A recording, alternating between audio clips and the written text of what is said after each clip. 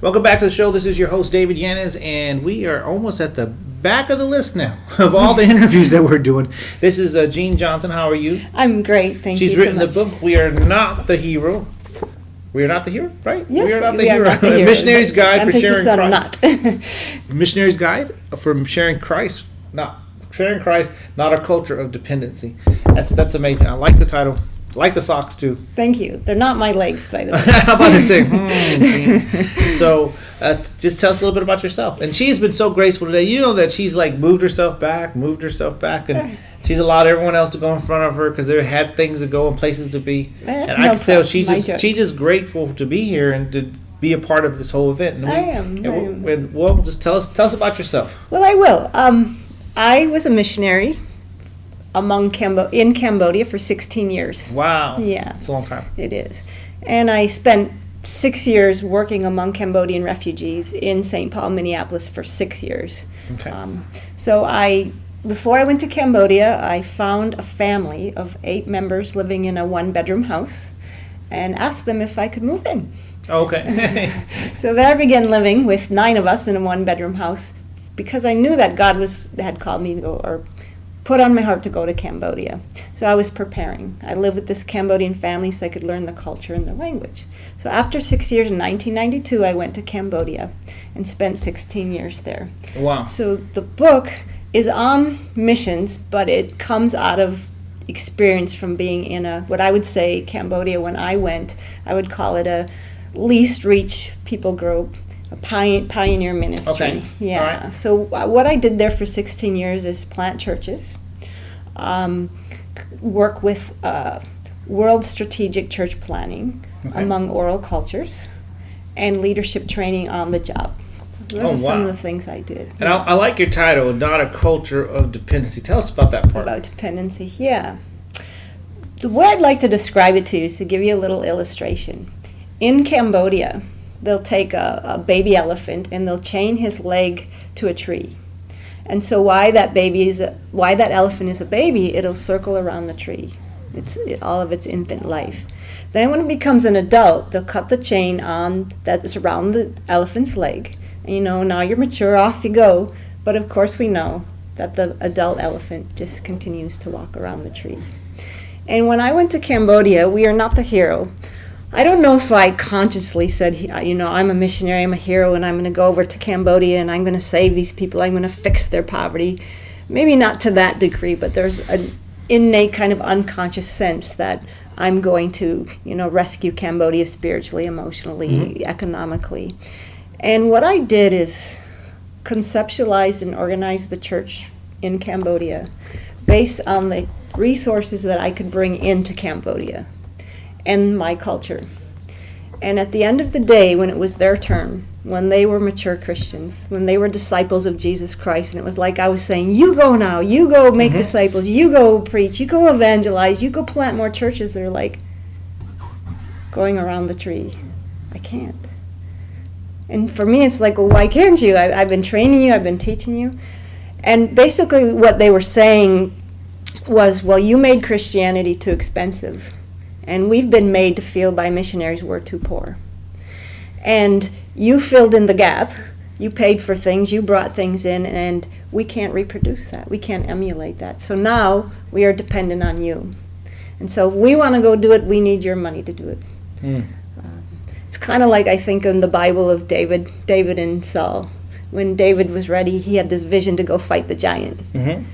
But Saul said, okay, let me bless you, let me help you with that vision. And he took his tunic and put it on David. He took his armor, his coat of armor, and put it on David, and put his sword on David. And David started to walk around, and David said, I can't go in these. I'm not used to them.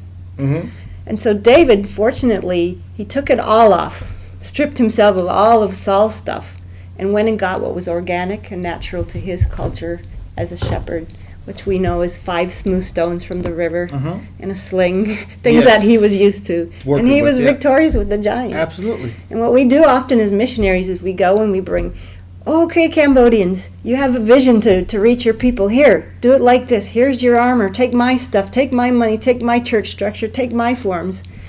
And they want to turn and say, wait a minute, I can't go in these. because I'm not used to them. Mm. And so what my book is about is how can we do missions in a way where we don't end up in a place, because what happens, fortunately David took off the armor. Yep. But a lot of people, Cambodia, Africa, India, they don't take it off. Rather, they just keep struggling.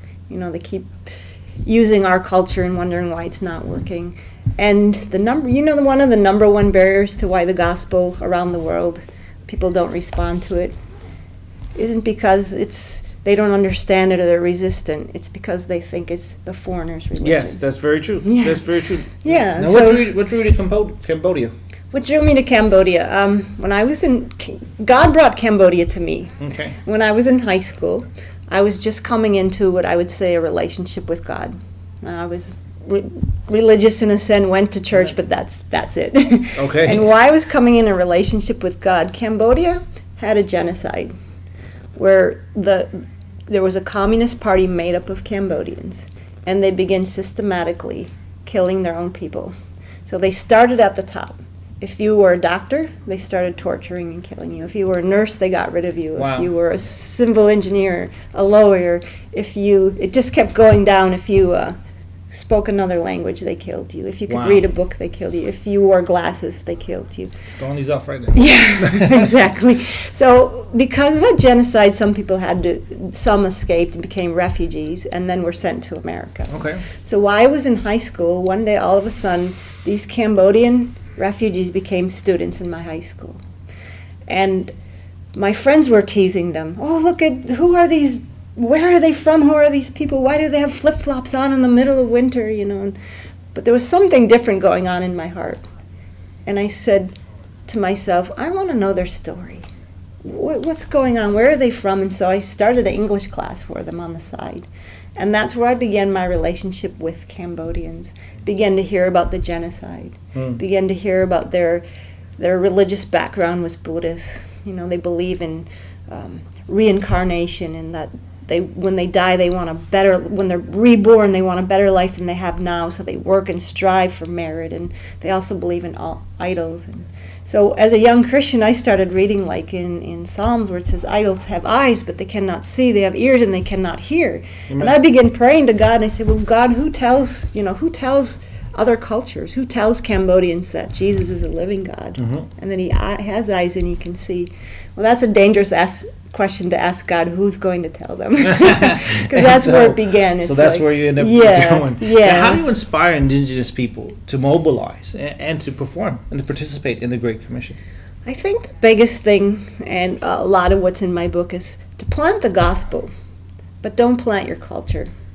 What I mean by that is give function, but don't give form. And I'll explain the difference between those two. Function is I go to Cambodia and I lead them to the Lord, and they learn about worship. Worship is universal. It doesn't matter what culture you're in. But I don't have to give them, this is the function, now I'm going to tell you the form of worship. Because inevitably, if I tell them how to worship, how to posture their body, how long to worship, it'll be my culture and not theirs. Yeah, that's true. So I know we're getting towards the end of the interview, but a short story. This I had to learn. It wasn't. That's why I say we are not the hero. This was a learning curve, and I remember one day I had planted a church, and it has Cambodian leaders and whatnot.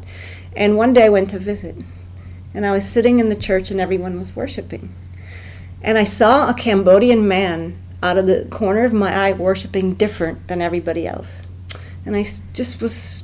My curiosity was struck, and I kept leaning over. Why is he worshiping differently? And when I looked, I realized that he was blind. And he was worshiping the innate, organic way that a Cambodian would show respect, which meant shoes off, not giving eye contact to God, but bowed down. And I had taught these other Cambodians how to worship my way. Raise your hands, armpits up to God, look him straight in the eyes. And what that does is that, yes, Cambodians can convert to our culture, but it tells the rest of the Cambodians that don't believe around the church, Jesus is the foreigner's God. And so that taught me, God taught me, don't give them worship, But let the church, you should walk into a Cambodian church where they're all worshiping in a way that makes sense to Cambodians. That's the way the gospel was spread, not spread because we made the church in the image of the West. Sounds like a very great read, and this is my copy? That is your copy. Well, thank you very much. I'm going to give you a pen to autograph this, but first let me tell you thank you for being on my show. Tell everybody how they can get your book.